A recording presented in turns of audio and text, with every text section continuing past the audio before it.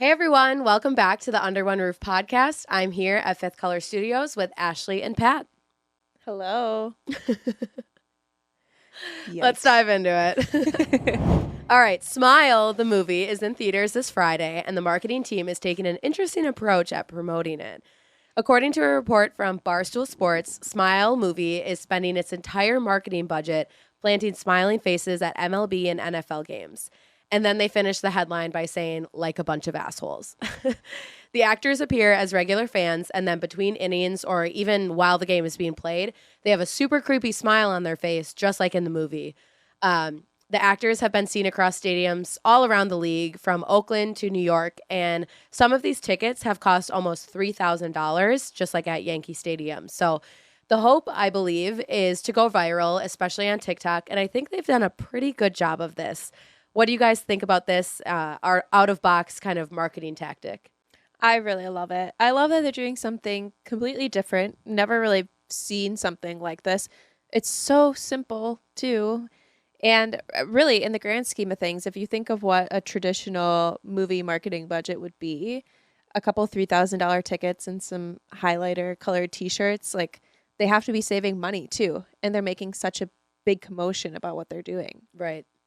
Yeah, I love it because one, the way that they're marketing it is perfect, because if you go to a basketball game and you sit courtside, maybe you get on TV. You go to a football game and maybe sit behind the goalpost, you're also in between 1,000 other people. Baseball, behind the backstop, sitting in the front row, there's no better marketing. You're on TV at least, 80% of the game, every at bat at least. Everybody's going to see you. There's nothing better. Great idea. I saw, too, that they had someone on Good Morning America behind the hosts of the show, too. So it's like another really highly visible spot. Yeah. Wow. It's genius. It is, yeah. And I think, so it's interesting, it goes beyond sports. I thought at first it was just MLB, and then I looked more into it, and like I saw someone at a Broncos game as well. So I'm like, wow, these actors are all over. And the article from Barstool is pretty funny. They obviously don't hold back a ton in their writing. And they said, these actors must be really like struggling if this is their role. And I'm like, yes, but also they're killing it. Like, these are creepy smiles. It's getting everyone's attention. And I don't know. I still don't know if I'll see the movie. I'm not a fan of horror movies, but what do you guys think? I'm definitely seeing it. I'm not a big fan either. So, but I'll definitely remember their faces. So if they ever decide to, jump the fence to a rom-com, I might remember you. Like, oh, that was a dude at the Dodgers game. You're more of a rom-com guy? Yeah, for sure. Mm-hmm. I don't always need a happy ending, but just like horror movies, like, don't make sense. Like, oh, my grandfather's giving me the cabin. There's also no electricity, and 50 people have died in this town in the last 2 weeks. Like, I just watch every horror movie with like my ears plugged and my eyes, like, you can barely even see my eyes, and I'm sweating by the end. I'm like, this just was not an enjoyable experience. Like, whatsoever. I mute the TV when the music starts to play with my mind. I'm like, all right, bro. Yeah, well, because they say horror movies actually aren't that scary if you mute the sound. They're not. Yeah. Huh. Yeah. Never heard that. Yeah? Yeah, if you watch it with no sound, then you'll realize, like, wow, this is really stupid. Yeah. It's silly. Well, I'm excited, Ashley. You'll have to let us know how you like it. Yeah, I definitely will. Okay. A summer without paid time off is a real squeeze. Mike's Hard Lemonade is paying consumers to take PTO. So Mike's Time Off is Mike's Hard latest campaign that rewards workers with PTO. So Mike's Time Off was a landing page where consumers could apply for MTO, also known as PTO, for the chance to win $200 or 1 day's worth of time off. So winners are paid through Venmo or Zelle, and Mike's Hard is also going to send a lemon-scented check to winners to encourage them to kind of post on social and use the hashtag Mike's Time Off. It's a creative approach by Mike's Hard to kind of appeal to a new consumer, and it's a great way of grabbing the attention of Gen Z, which is kind of who they're trying to target. And they're also very price-conscious consumers. So those who aren't taking time off kind of for fear of losing out on the pay that they would make on that day. What do you guys think of this campaign and the other benefits? And how is it appealing to a new consumer base? This one falls flat for me. Really? It does. I don't know. I've been trying to like grasp it Yeah. and really understand it, but maybe I'm just not the right demographic for it. Yeah. I think that's kind of what it boils down to is like a couple bucks for getting involved in your campaign. I don't know. I think of Mike's Hard as a summer drink, Yeah. right? And I don't know if this is true, but I feel like, the summer shandies, the Mike's Hard, all those seltzers are super popular in the summer, but during the winter and the fall, they kind of start to die down. Yeah. No, that's a for sure. So any campaign that they have now that gets people still involved with Mike's Hard and you're drinking, it's going to be October soon and you're about to drink Mike's Hard. I think that's a win for them. Definitely. Right? It definitely is. It's good timing. Definitely good seasonality, I guess, trying to shift their seasonality. I don't know. Maybe I have a bias against Mike's Hard too. It just feels like high school basement Yeah. drinking. That's my biggest delay with, because it's very much summer drink. And they kind of talk about that as part of the campaign is like wrapping it up at like, it's, one more day of summer, blah, blah, blah. For us in Wisconsin, it's now almost October. It is October. It's cold, you guys. It's not summer anymore. Not that like, oh, it's cold now, I can't drink Mike's. It's not really that. It's more like squeezing in one last day of summer with like a good lemonade. It's like, that is far, far gone for us. I feel like it is Oktoberfest and all those beers are coming into play. I think they're a little late to it. I love the appeal to the new consumer, and I think that it is a good campaign for that, especially because they say 50% of workers report that they would rather have flexible time off policy than higher pay at this point in their life. And I resonate with that at this point in my life. That's kind of what I see as well.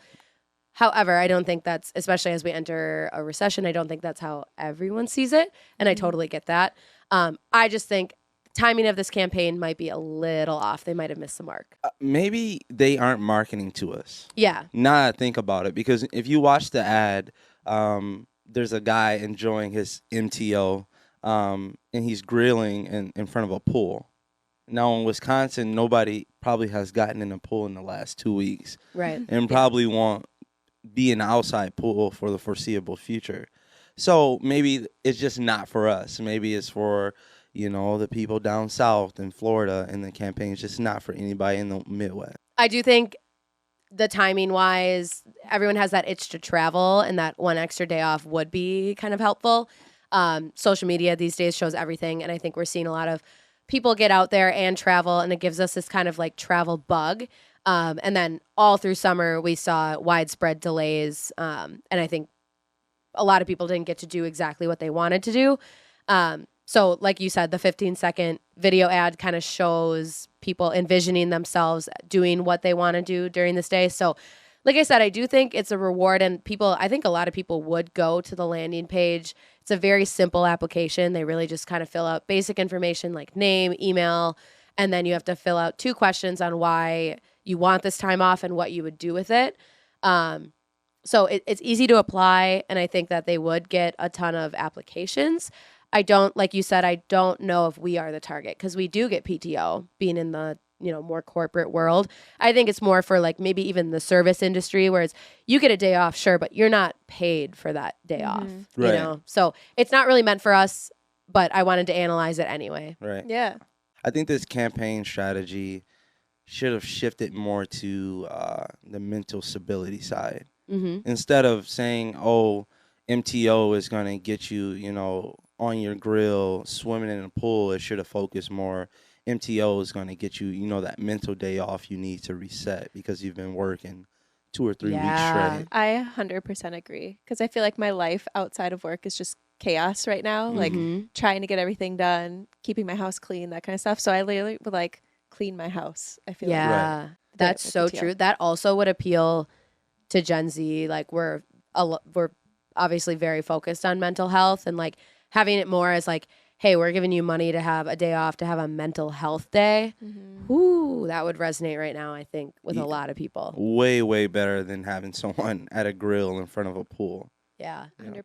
And I think they want it, like Mike's Hard, the brand itself is kind of this like happy-go-lucky lemonade brand, fun, summer, blah, blah, blah. So this more fits their brand. But yeah, if they really wanted to appeal to consumers, I feel like that would have, Well, and I also wanted to mention this isn't the first time that an alcohol brand is paying consumers to take time off. So in 2021, Jameson Irish Whiskey actually paid 1,000 people $50 to take St. Patrick's Day off. So that really fits their brand. And I don't think $50 is a lot, but I'd take No. it.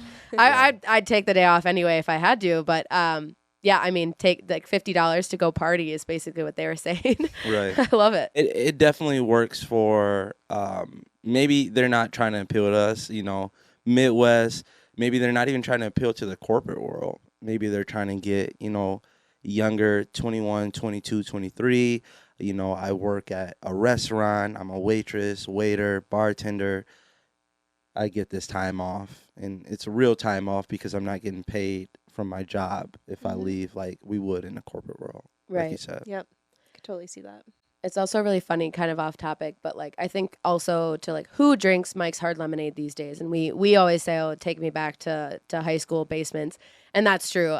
But also, when I was a Bev Cart girl, we had Mike's Hard in a can on the cart for one reason only, and that's because one member drank it every time he came to golf.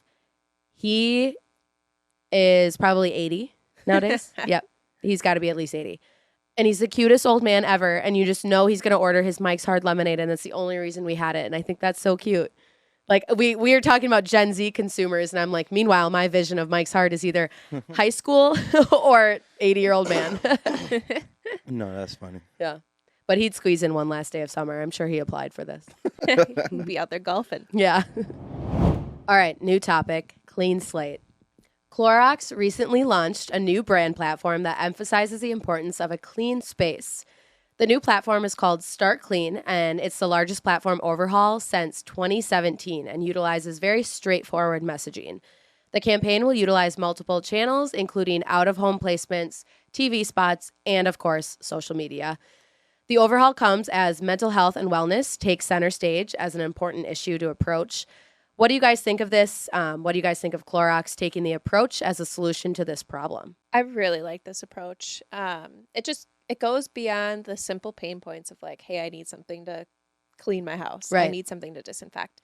So they're taking it a little bit of a step further and figuring out what do people actually need right now besides just like a clean home. So I really personally like the approach. Yeah. Well, they say too in their research kind of like why the reasons behind why they took this approach. And they found that 82% of Americans believe cleanliness is required for a clear head. I completely agree with that. And then on top of it, 62% believe it's needed for a fresh outlook. So, getting things done, being creative, all that stuff. So honestly, being clean contributes so much to mental health. And that's kind of what they say.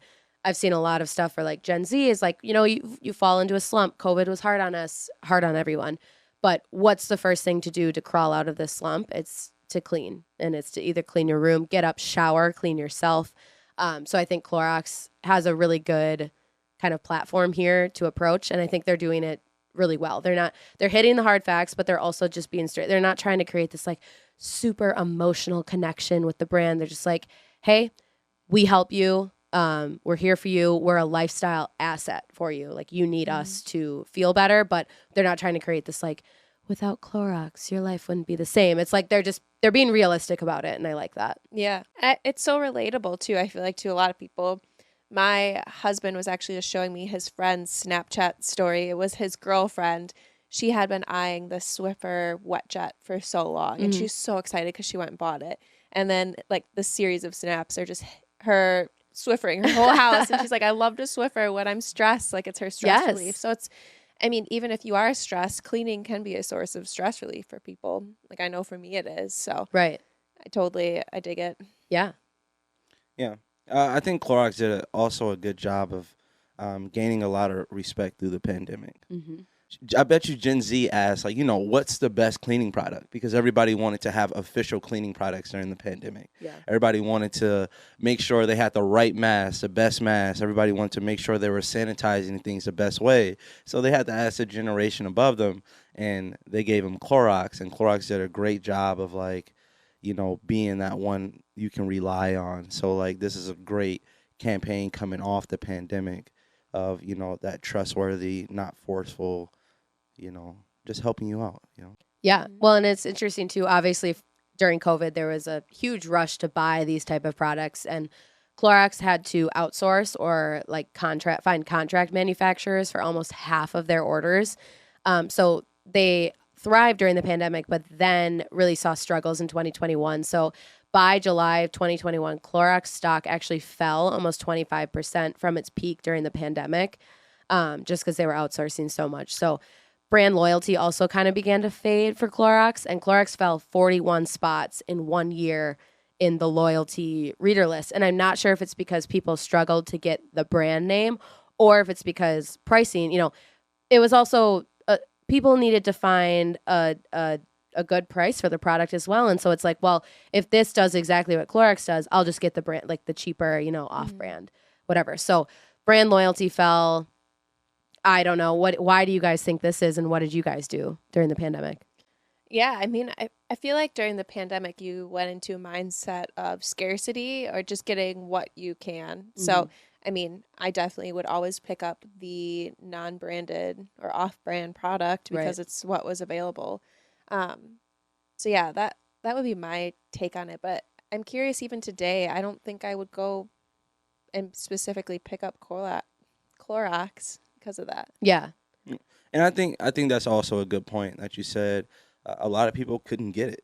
Yeah. It was off the shelves. A lot of people were looking for it. It was super popular, and they had to outsource. If you have to outsource, that means you still can't supply enough, and you're probably behind on that ball if you are outsourcing while people are demanding your product. Yeah. So if people weren't able to get it for the whole pandemic, then they probably went to another brand and they said, wow, this brand works just as well, yeah. as my Clorox did. I can't believe that I was loyal to them for 5 years. Right. And how do you even know like what's working better? Right. When it comes to disinfecting, like, oh, there's more bacteria here because of this product. But it's what you grew up off of. Because like you said, their loyalty they fell 41 spots. So they were pretty high on the loyalty part, right? So a lot of people were just using it and not even knowing, like, they weren't comparing to other brands. Like, why would Clorox? My mom used it, my grandma used it, I'll take it. And then now, the pandemic came and it's not there. And use other brands, like, this does the same exact thing. Like, exactly. Yeah, and Clorox saw demand surge for some of their disinfectant categories by over 500%. So no supply chain is ready for that or prepared for that. So by May of 2020, they had boosted ad spend by 50 million. But I can't help but wonder, like, were they slightly behind the timeline curve at this point? Like May 2020, obviously we see that it started in March 2020. By May, it's like people were struggling to buy these products. I feel like by May, they may have already switched over to a non-branded product away from Clorox. So in Q3 of 2020, sales for Clorox were up 15% still from the same quarter the year prior, and the stock rose 25%. It feels like a full circle moment for Clorox and their 2020 to 2021 and now 2022 advertising. They kind of start in 2020 with this like stay safe messaging. Then 2021, this back to school, the item you need to be safe, sending your kid back to school. And then now 2020, addressing this like mental health and well-being. You need us for, your mental health and well-being in your life. And I don't know. I think it's a very full circle approach for them. I'm curious to see, like you said, if people will switch back to Clorox after using off-branded products. I'm also curious to see the price difference and how they stay. I wish the best for them because I need them in my life, I feel like. I don't think that's the only problem they're facing also. I think the other problem that they're facing is that, like you said last episode, that Gen Zers are becoming more of the money in the world. They're becoming more of the spenders. And what we know about Gen Zers, her over there, we know they love sustainability. Yeah. And Clorox, if you think of Clorox, you don't think of like the best for the environment.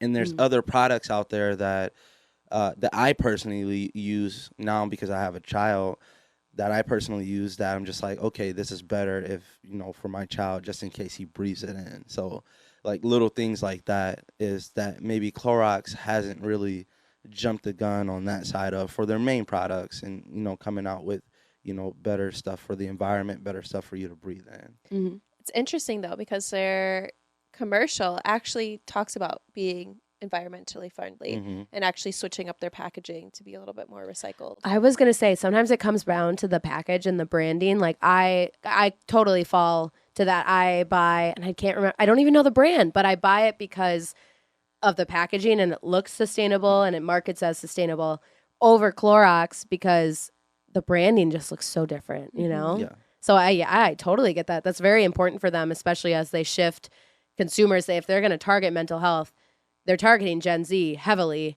And now they have to add on sustainability and be authentic about that as well. You would think they would be a little bit more ahead of the curve because they own Brita. Really? Yeah, Oh, I didn't like even it's know part that. of the Clorox brand. Mm. So you would think, if you think of Brita, you think of sustainability, not using water bottles, and you would think, no, Yeah. maybe they're just a little bit behind. Yeah. That could be. They are taking a 360 approach at this campaign, and they're kind of partnering with influencers and housekeeping in the housekeeping space and creators like Vanessa Amaro. And I actually looked her up, and she's like known for her kind of house cleaning tips and kind of highlights certain cleaning products. She's a big Scrub Daddy fan. I know, I love it. So I watched some of her TikToks and I was like, honestly, this is a great person to partner with. So they are getting into that space, taking advantage of TikTok and all of those things. So a very, very much a 360 approach. And I'm kind of excited to start seeing their ads, and I hope the best for them. Yeah. Love clean talk. Yeah. So Oh my nice. gosh. It is. There are so many good hacks that I've Yes. never thought of. Yep. Yeah. Not on my algorithm. Sorry. Yeah. That's fair. We have probably very different algorithms. It's very Yeah. true. Very true. So, Pat, I have to circle back on a topic from last episode. Another reason not to like Peloton. Wow, you're Yeah. dissing Peloton again. I'm dissing Peloton. Shout out to Bo. Yeah. Peloton's head of marketing is exiting the company. And this comes just 2 weeks after the co-founder and CEO announced his resignation. And then on top of it, the chief legal officer, also a co-founder, is leaving too. They're dropping like flies. Yikes. Dropping like flies, I'm telling you. So their 172% increase in sales during the pandemic is quickly wearing off. At the start of 2022, $40 billion had been shaved off from their marketing evaluation. So I don't know. This is what I mean by they've had more valleys than peaks. I mean, good Lord. But speaking of CMO turnover, last spring, Home Depot, on the other side of things, also lost their 7-year CMO and another major retailer. Lowe's recently parted ways with their chief brand and marketing officer, and the role has actually not been filled, but rather moved beneath the merchandising department. What are your thoughts on this? Good move, bad move? How do you guys see it playing out? It's interesting. So I actually have a friend that works in the retail marketing space for a larger company, and they work with pretty large vendors, and they've gotten feedback that, we just don't have enough creativity in our advertising with you guys because it's just kind of plug and play at that point. Like we just give you our details and it's all about the value of the product and Sure. the cost savings. So I could definitely see if you don't have someone who's driving creative marketing or really intentional marketing, that it could slip into that value driven marketing. Yeah, definitely. I think it's hard too when you are part of the merchandising or new product development team. Like, it's hard to take a step back and really realize, like, not only, like, I'm sure they know what their product does and the benefits of their product, but not only like that, but why the consumer needs it and like who needs it too. Like, there's so much research that goes into it. So I'm not sure about the shift, but the article did say shifting the marketing role under merchandising could connect marketing more closely with sales. So we could also start to see kind of more deals and value. Like you said, that value-driven language in the marketing message could be a benefit, but I'm not sure. I think they'll miss a huge chunk of, like you said, the creativity and maybe also why the consumer needs the product and who the consumer is exactly. Right. It makes me wonder too, the other week when we talked about how they're bringing some of their campaigns in-house and they have their full creative team working in-house, but like, who's driving that then if they don't have a CMO? Right. And I don't know if they'll fill it. It's Lowe's that is not filling the CMO position. They're just moving that type of position under merchandising. I'm not sure what Peloton's going to do. You lose 2 co-founders, CEO, CFO, and then also their head of marketing. who was in charge of the campaign that we analyzed last week. That's a new campaign that's running still. People don't even know about it yet. They have not even seen it yet. So to lose the head of marketing that was in charge of that and in charge of so much of their success, their partnership with Beyonce, their In the Nude, the kind of naked ad that blew up across, the marketing world, like she was in charge of all of that. So to lose her, I think that's a huge loss. I'm not saying her space can't be filled or the void, maybe they'll find someone good for the role as well. But I'm just saying it's a huge loss. And she joined a different company. I'm not exactly sure what it was, but kind of in a different space. So I'm also wondering maybe she was sick of the space, sick of the company. I don't know, had to get out and try something new. Yeah, sounds like a lot of people are jumping ship. Yeah. I'm guessing more news about this will come out very, very soon. Yeah, like maybe more behind the scenes type sure. of stuff. That's what I'm kind of wondering. Like, you don't have 3 high up people leave and just be like, yeah, but everything's fine. Everything was still the same. It was like, either it is still the same, nothing has changed. Like there's so much, being the same, or there was a lot of change and like nothing was working out, or there's some deeper story of not something good. A really big red flag. Big red flag. I also think so for Home Depot and Lowe's, the turnover comes at a very interesting time as retailers in the home improvement space are starting to see this kind of pullback since the pandemic. We all know the pandemic was great for home improvement projects. We were staying in our homes and spending tons of money improving it or doing renovations. And now with this kind of recession looming, prices are increasing and buyers are starting to pull back on some of their projects. So it kind of places an emphasis and a pressure on marketing departments and this kind of value proposition.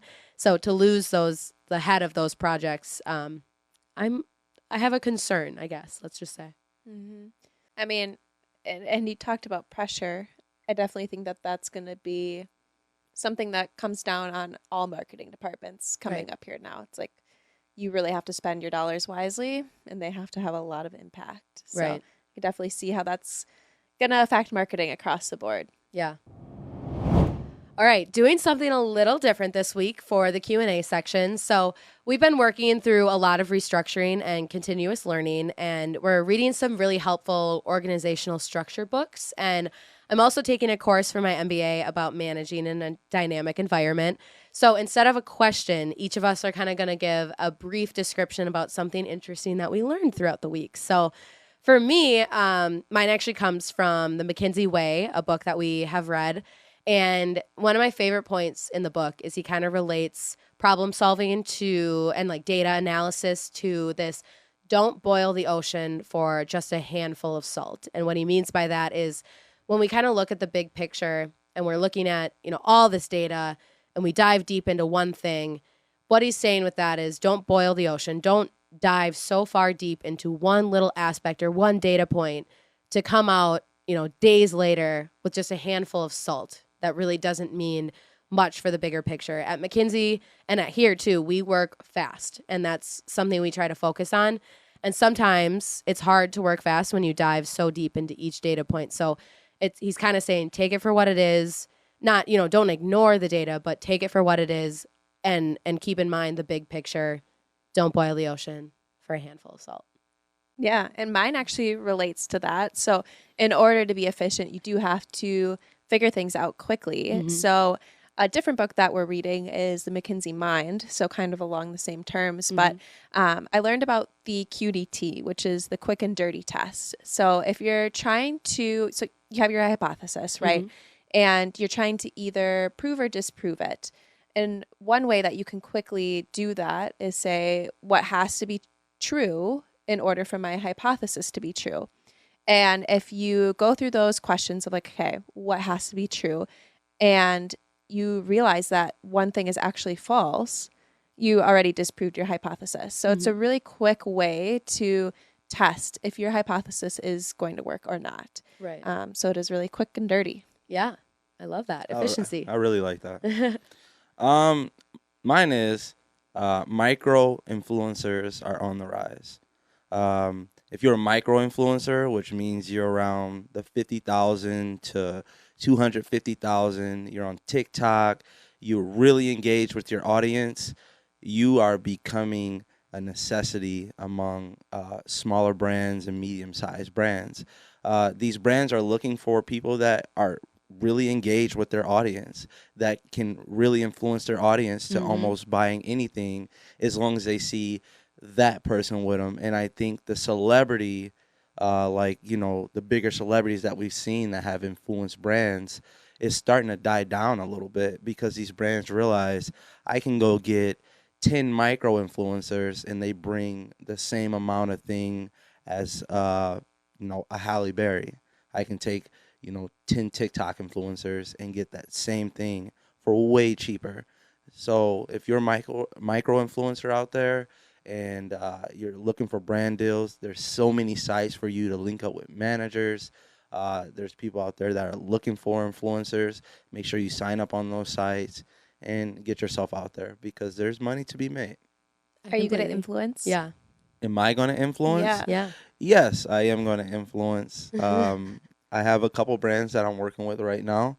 So that's how I found out, you know, and I also have a manager now. So it's a super easy process.